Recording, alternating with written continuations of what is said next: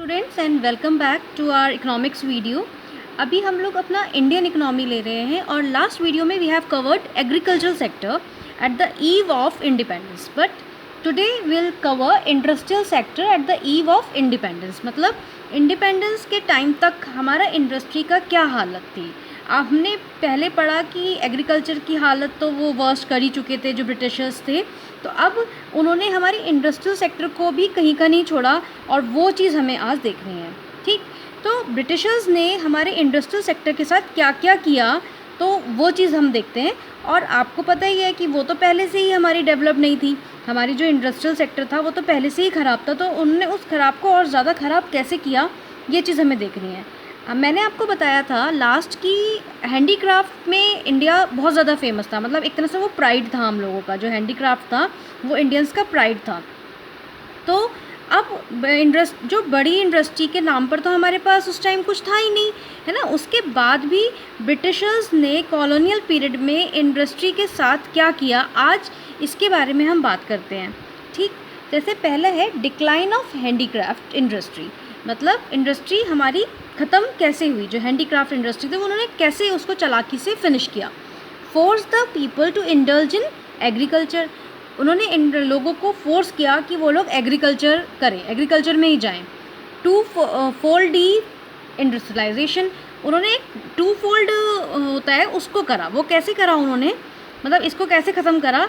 इस चीज़ में जैसे जो हमारे सब मतलब फार्मर्स को उन लोगों ने सिर्फ रॉ मटेरियल उगाने के लिए छोड़ दिया, कि वो इंडिया को उन्होंने अपना रॉ मटेरियल का मार्केट बना लिया ताकि वो यहाँ से रॉ मटेरियल ले जाएं कम दामों पर और ब्रिटेन में ले जाकर वहाँ पे इंडस्ट्रीज उन्होंने इस्टेब्लिश करी और उसका माल बनाकर और वापस से इंडिया की मार्केट में उसको सेल आउट करें। ठीक, तो convert India into the supplier of raw material, develop India as a market for Britain. मतलब यहाँ से रॉ मटेरियल पहले तो फोर्स किया कि आप एग्रीकल्चर में जाइए, एग्रीकल्चर में उन्होंने क्या करा, वो रॉ मटेरियल उगवाए, जैसे कॉटन या इंडिगो हमने बात की थी, वो उसको as a raw material use करते थे। ब्रिटेन ले गए, ब्रिटेन में उनके पास इंडस्ट्रीज़ थी, इंडस्ट्री में उसको बनाया और वापस से इंडिया में लाकर ही उस सामान को बेचा। अब मान लीजिए फॉर एग्ज़ाम्पल वो लकड़ी ले गए और कुछ 500 रुपये टन के हिसाब से, मतलब मैं एग्जांपल दे रही हूँ, उसके हिसाब से वो लकड़ी ले गए, उन्होंने वहाँ पे जाके उसको बेड बनाया और यहाँ मान लीजिए उन्होंने 10 बेड या 100 बेड भी बनाया उस चीज़ के और यहाँ पे आके इंडिया में सेल आउट करा, तो वो तो ज़्यादा पैसों में सेल आउट करेंगे ना अब उस चीज़ को। तो इसे कहते हैं डीफोल्ड करना उस चीज़ को, कि हमसे रॉ मटेरियल ले गए और हम ही को आकर उन्होंने वापस से उस चीज़ को महंगा बेच दिया। ठीक, इसके आगे भी उन्होंने बहुत कुछ करा। अब आप देखिए सेकंड पॉइंट क्या है हमारा, डिस्क्रिमिनेटरी ट्रेड पॉलिसी। अब ये क्या होती है, अब हमारी इकोनॉमी को तो मतलब बहुत बड़ा झटका ये दे ही चुके थे जो ब्रिटिशर्स थे। इन्होंने इसके अंदर क्या करा कि रूल्स ऑन रेगुलेशन जो होती है उसको भी वो कर दिया, जैसे unrestricted entry of British goods. मतलब यहाँ पे जितनी भी ट्रेड पॉलिसीज़ होती हैं, मतलब जैसे हम माल बेचेंगे बाहर या लाएंगे तो इंपोर्ट और एक्सपोर्ट ड्यूटीज़ लगती है ना, तो उस सारी हुकूमत उनकी थी। तो उन्होंने क्या करा कि ब्रिटिश गुड्स यहाँ पे आ सकता है बिना कोई टैक्स दिए, यानी कि उनको तो कोई टैक्स देना ही नहीं पड़ा लाने के लिए यहाँ पे।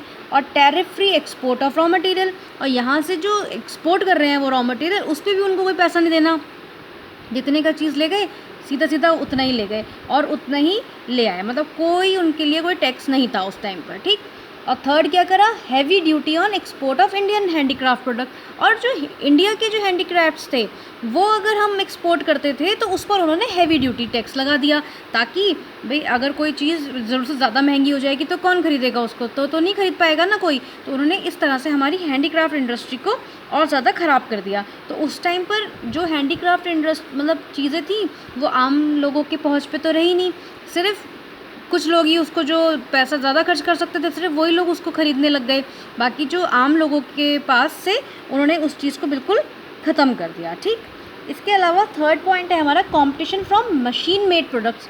अब मशीन मेड प्रोडक्ट से हमारा कंपटीशन हो गया, कैसे हो गया भाई, हमारे इंडिया में तो हाथ से काम हो रहा है, हाथ से सामान बन रहा है, और ब्रिटेन से जो गुड्स आ रहे हैं वो तो मशीन मेड गुड्स हैं।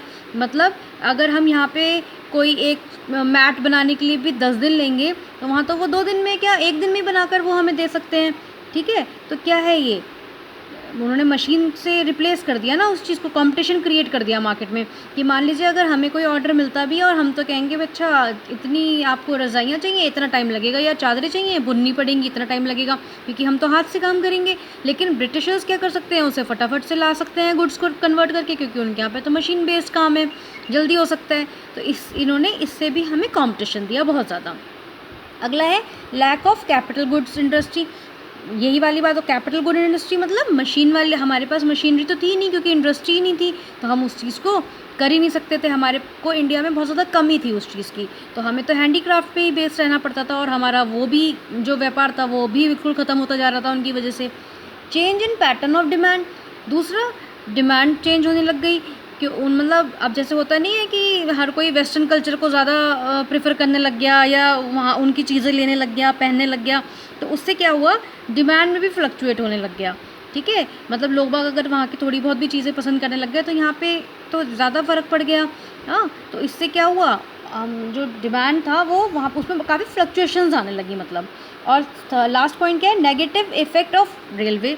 अब रेलवे की अगर हम बात करें, चलो ये तो एक काम उन्होंने अच्छा करा कि इंडिया को वो रेलवेज़ दे गए, बट जब उस टाइम पर, चलो आज तो हमें रेलवे बहुत फ़ायदे हैं हमारे, बट उस टाइम पे क्या था, जो रेल चलती थी वो सिर्फ ब्रिटिशर्स के काम के लिए चलती थी। मतलब अगर गुड्स हमें हमारे भेजने हैं कहीं, मान लीजिए किसी भी शहर में भेजने हैं, गुजरात में भेजने हैं यूपी से, तो भैया वो हम तो बुलक कार्ट पे जाएंगे इंडिया वाले तो, है ना, लेकिन उनका माल कैसे जाएगा, रेलवे में जाएगा, तो जाहिर सी बात है पहले पहुंच जाएगा।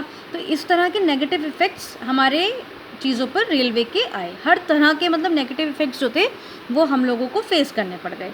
ठीक, अब देखिए ये जो आपका इंडस्ट्रियल सेक्टर है ये हमारा फर्स्ट चैप्टर है, और फर्स्ट चैप्टर में से आपके क्वेश्चंस बहुत ज़्यादा बनने की संभावना है।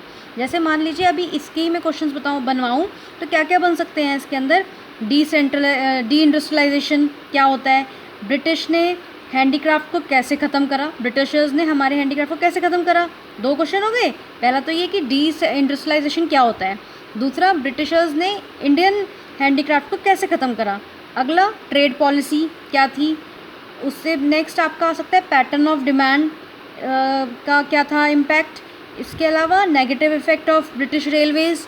ये सारे क्वेश्चंस हैं आपके जो इसके अंदर बन सकते हैं, और इसमें से बहुत ज़्यादा क्वेश्चंस आने की डिमांड है। मतलब ये ए ग्रेड क्वेश्चन समझो आपका, जिसमें से कि एग्ज़ाम में क्वेश्चन आना ही आना है।